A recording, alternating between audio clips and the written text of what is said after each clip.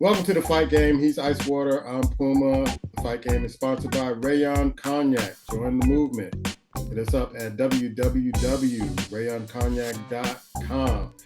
We got a special episode. We've been going back and forth about who are the top 10 fighters, and we're going to have our honorable mention, but we've been going at it for years over this.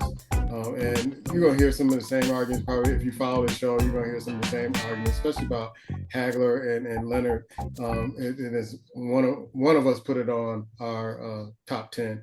But why are we doing this show? Tell the folks why we're doing this show. We're doing this show because there are boxing fans out there that appreciate lists. And of course, no matter if you're a boxing fan or casual, particularly if you're a guy that really, or a lady that really loves your fighters over the years, you have your preference, who you like, who you enjoy watching, who you like to watch perform, or who you think is the best over the years.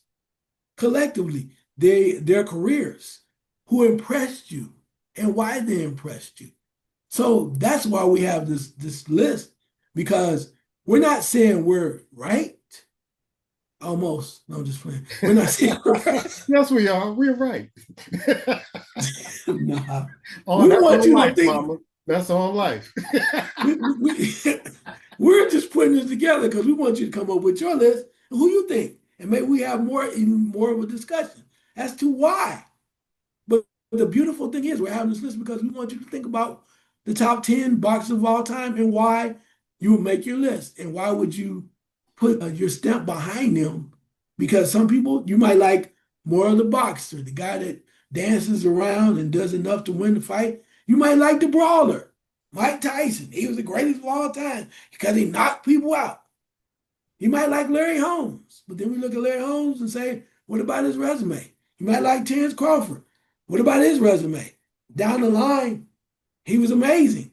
Later in the latter stages of his career, if it's over now, but early on, we asked ourselves, what about Terrence Crawford? And is it Terrence Crawford's fault that he wasn't receiving the fights he should have? Or was that because he was with Top Rank? There's a lot of things that go across the board as to why you chose who you choose. You chose, you make your selection. But that's why we are putting together this list. And we want you to think about it, come back, send us some comments, tell us we crazy as hell, we don't know what we're talking about. We forgot about this guy. You like who you like. That's what we want. Let's engage in conversation. Tell me I'm wrong, damn it, for once. All right, do you want to go first? You go first. Okay, I'm going to give you my top 10. And they're not in any particular order. These are just names I came up with when I thought about who would be on my top 10 list of greatest fighters of all time. And of course, I'm a big Ali fan, so Muhammad Ali is on that list. I'm not putting anybody number 1, 2, 3 to 10. Ali is on that list. I got to go with Joe Louis. Joe Louis is on my list of the top 10. And then I got to go with Ali's, I think one of his favorite fighters, Sugar Ray Robinson.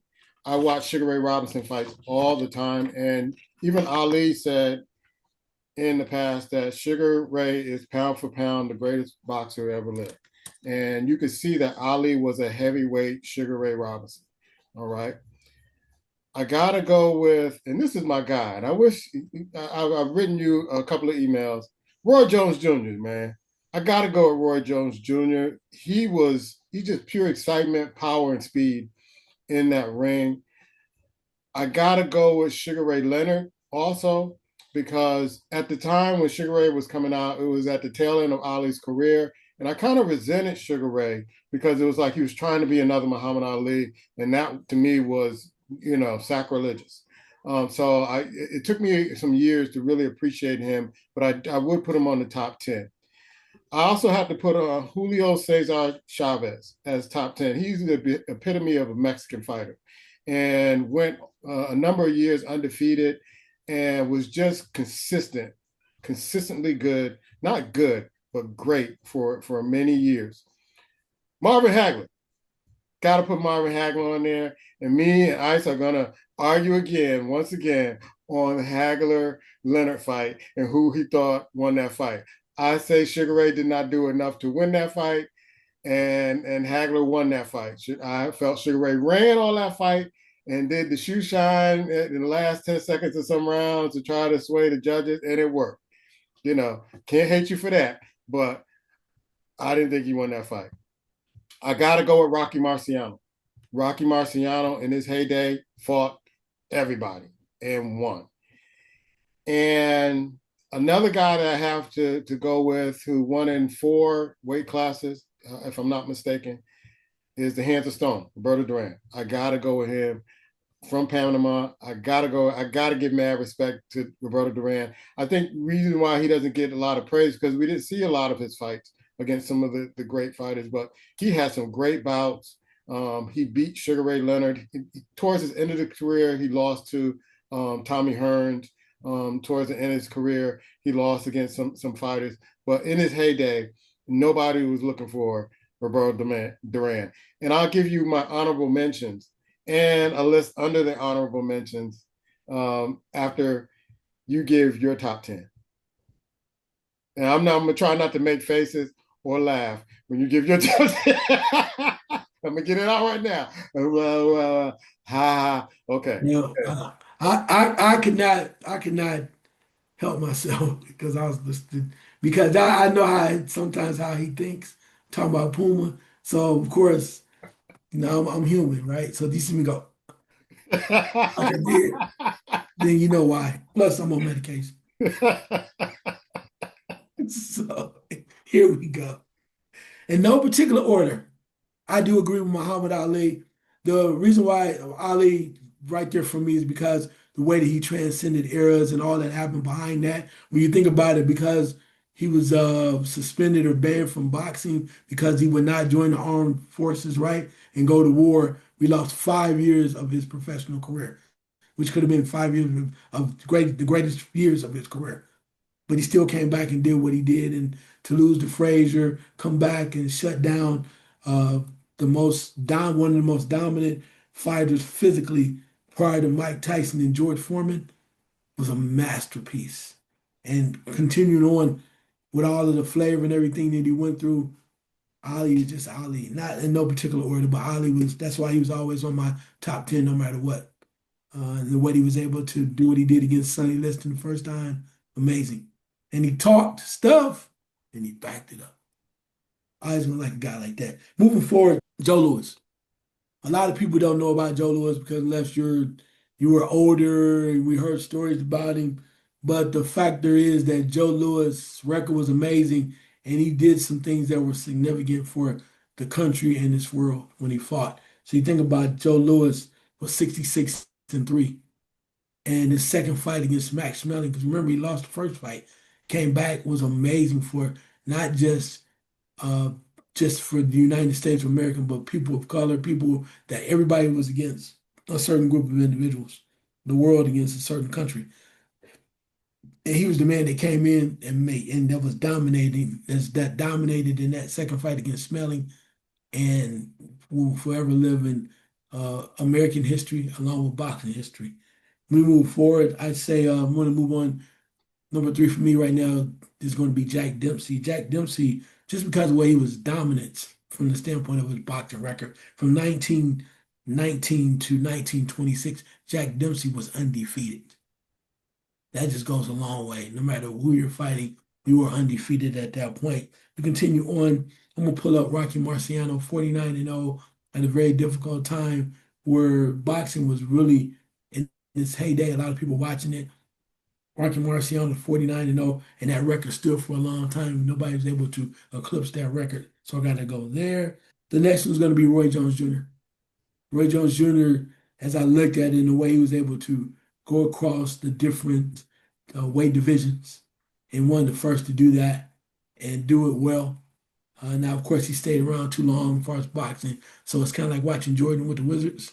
You got to kind of cut that off at some point and you kind of give him his just due for what he's able to do and move forward. So I did like Roy Jones Jr. Another one I'm going to throw out is a little different, even though he was older and some people might not know about him because he came in the past.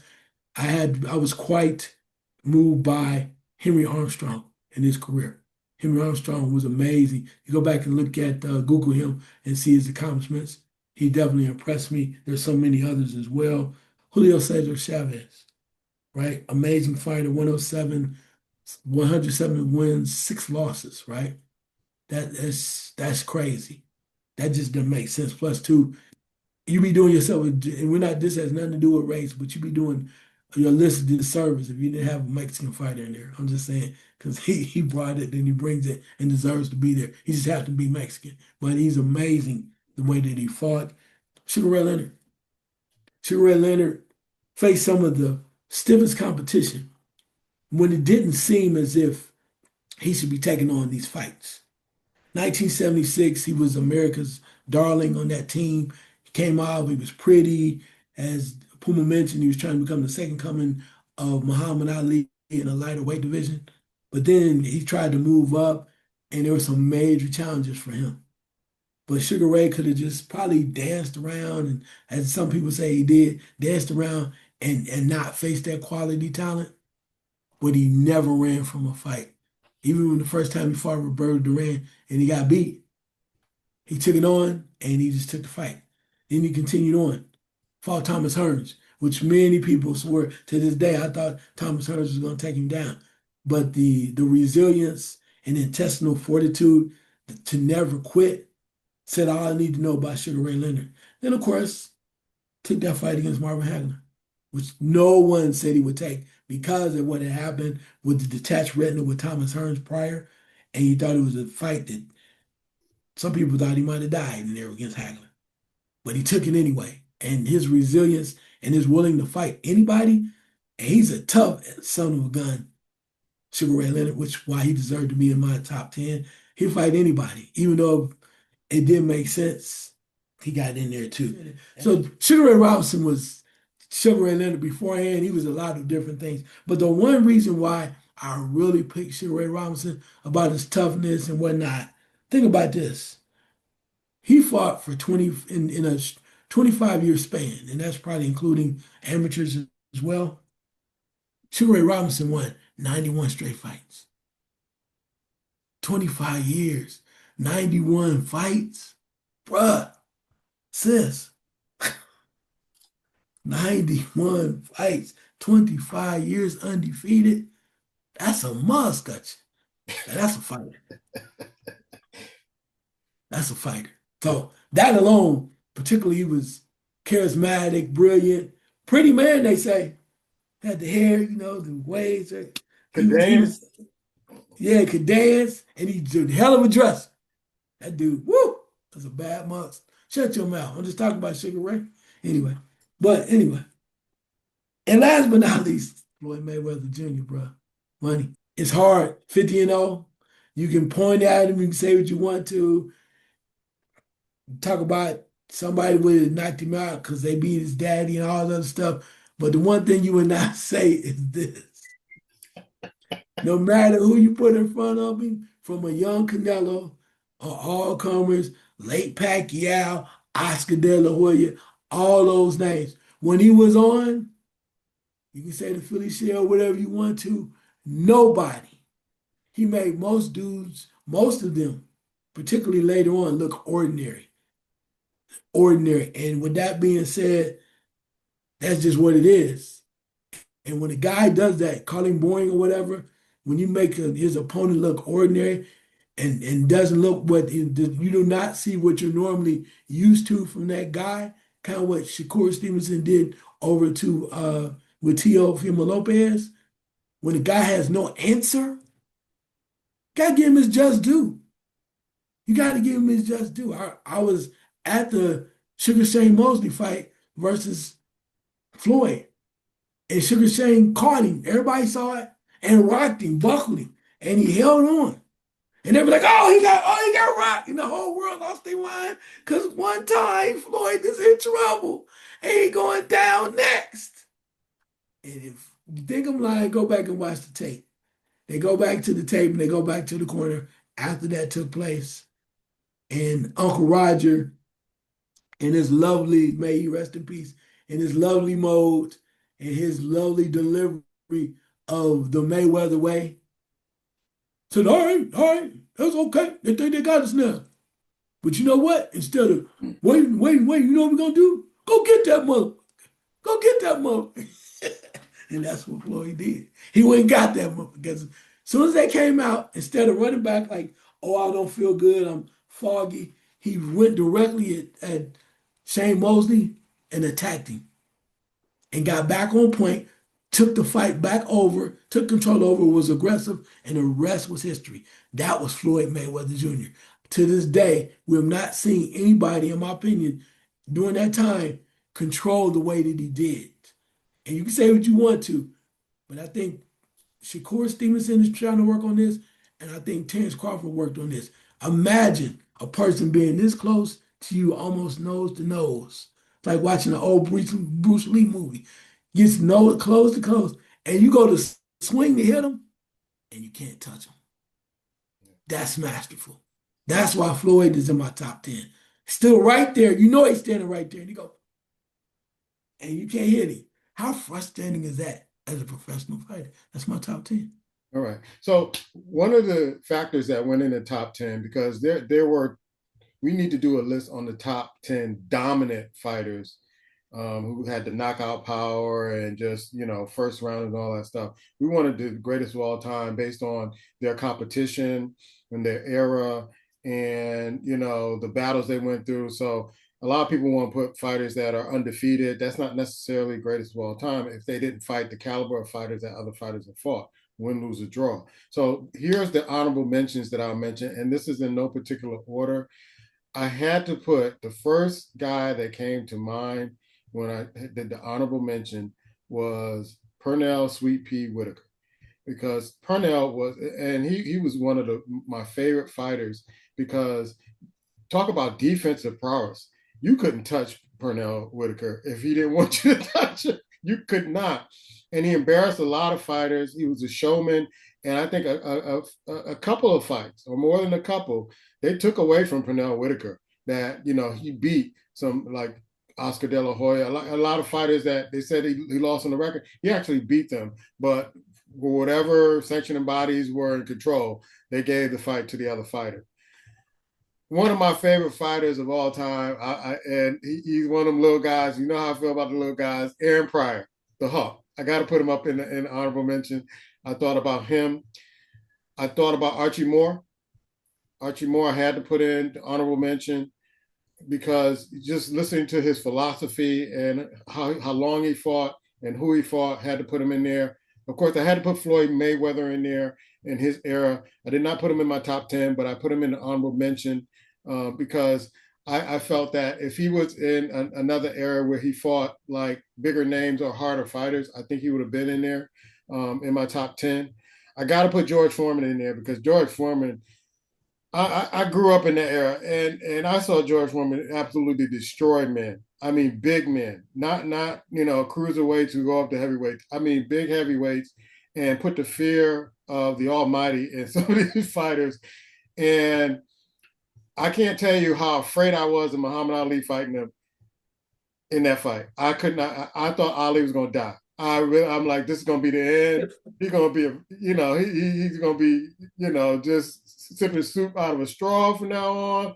We were all like this during the fight, and the way Ali handled him, and the way George not only had two careers, he retired after that. He had a few fights after that, came back, and then became a much more seasoned fighter, and was still with that knockout power. And so I had to give him some kudos. Joe Frazier, oh my God. We did a show. Go and check out our show about Joe Frazier. Joe Frazier doesn't get the accolades. I wanted to put him in the top 10, but I wanted to get because I would have put a lot of more heavyweights in the top 10 because I grew up in the heavyweight era. But I had to put some of the lighter weights in there. But Joe Frazier, in no particular order, Joe Frazier doesn't get the love that he got because he fought against Ali and a lot of them different fighters. I saw a sparring match between him and Ken Norton. And, I wish they would have fought a real bout. But Joe Frazier is one of the greatest to ever do it. Sam Langford, seeing old tapes of him and looking at his record. You don't know about him, Google him. A great fighter. And I got to put Manny Pacquiao on there, where he came from and what he was able to do as a pro. Manny was no joke. And he was able to capture the excitement and the imagination of a lot of people in the Philippines and abroad. I mean, this guy came from nothing. You talk about starting from the bottom, and now we're here. That's Manny Pacquiao right there. And so I got to give him his love of what he was able to do.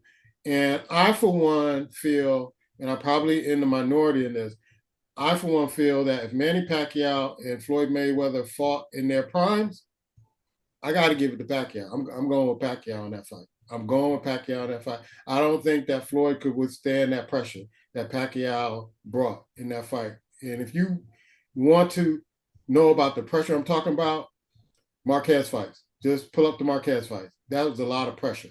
And I'm not sure if Floyd faced anybody who would put that much pressure on. Your honorable mentions, man.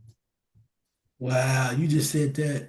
My honorable mentions, Manny Pacquiao. I mean, I give him his credit for that. He's not in the top 10 because I watched him early. I got a chance to watch Manny Pacquiao in his first fight with Juan Manuel Marquez. An amazing, one of the greatest fights I've ever seen. I saw him grow. I saw him move up the ranks. And I can see why you would say he possibly would do what he did against Floyd, but I also watched Marquez with him four times, I think it was, before Marquez finally got him. But I just think Floyd would have just, he was that great. He was that solid that he could move away, which would have frustrated the hell out of uh, Pacquiao. And Pacquiao always found a way to get to people. Yeah. And Floyd was like a puzzle we couldn't solve, but that does not mean he wasn't great. He was amazing. So I liked him as well in the top 10. I'm gonna throw Roberto Duran in there because the Hands of Stone early on was has a phenomenal career. And then later on, I think the issue was because of his strive or his want, the way they kept promoting, want him to be legendary, he moved up into spaces he shouldn't have been. Mm. So you were moving up. You got to think where he came from. Then you're trying to put him up in middleweight, moving up in welter, and even up to middleweight. At that point, I don't think physically he was big enough to take that punishment, and the skills weren't moving at that point. If you left him down at 135, 140, facing certain guys, he would have destroyed them because his power was there. But sometimes, as we said before, the power doesn't transcend up into the heavier weights. I think that was the issue for Roberto Duran. So you can see what he did the first time he did fought Sugar Ray Leonard, but when you moved up to face the Thomas Hearns and the Haglers, their power and their natural weight, being at their natural weight, just stopped him from being as great as we thought he should have been. I think he would have stayed at a certain level, he'd have been more dominant. But that does not take away from him being who he was. Joe Frazier. I love Joe Frazier. Joe Frazier's problem is styles make fights. And the reason why he wasn't in my top 10, the one guy that was his nemesis, or even, I wouldn't say his nemesis, his kryptonite, was George Foreman. No matter what he tried, no matter what he did, that man just had his number. And when a person has your number, it's hard. No matter how hard you try or whatever, you can't solve it. And that was the problem with Joe Frazier fought George Foreman. And unfortunately, that was the one thing he could never overcome. And eventually, I would say the same thing about Ali. He got Ali the first time, but after that, he just could not get over the hump with those guys, which is why I can't put him in the top 10. But I would love to see him fight a number of people. I think he could hold his own against most. Another fight I'm going to throw in honorable mention is Mike Tyson. It's not so much that Mike Tyson was, I look at the resume because I don't think the resume was as great as people think, but he was such a force. And he made a change in boxing from the standpoint of he made people watch again. He got people excited about it. And with that time, that's what boxing needed. So he will make honorable mention. I still question a little bit, maybe some of the guys that he fought may not have been on that level and how things changed out a little bit later on in his career. But I think he's definitely worthy of the honorable mention from that standpoint. George Foreman, definitely. Just because George Foreman coming back in his second career after the Ali, losing to Ali, and not knowing if he really wanted to box showed me a lot because he also trains his demeanor, saying I'm going around here being mean and angry like Sonny Liston, who I thought I loved and was one of my greatest fighters of all time. And he says that's not how you get it done in this game of boxing. So he started to smile and changed his demeanor and still was winning. And the world loved him so much that he probably had so much money off that damn grill He that made millions off that you grill. know what I'm saying? He probably made so much money out that damn grill that just him changing his I demeanor and still got smiling a little one. bit. Yeah, me too. So that's what I'm saying from the standpoint of he became lovable. And kudos to him for that, for understanding what he needed to do to get things right and the way he changed. So definitely in the top 10, as far as not top 10, but the honorable mention for that. What time is it? Hawk time. Aaron Pryor, man. Aaron Pryor was amazing. When you think about it, what his record was 39, really only lost one fight, right? From that standpoint, 39 and 1. And he was so small in stature and he never stopped. Mm-mm. Then, of course, he's a native of Ohio, another Ohio player. You know where I'm from. The guy's just no nonsense. He would fight anybody. And the factor that, and granted, we don't know, we're just speculating, but to think that the two fights that he wanted, perhaps Thomas Hearns, and they fought in the amateurs, and he literally was all over Thomas Hearns. Maybe that's not what happened. The other fight was versus Sugar Ray Leonard. And with Sugar Ray Leonard, it was just one of those things that maybe Sugar Ray knew something we didn't.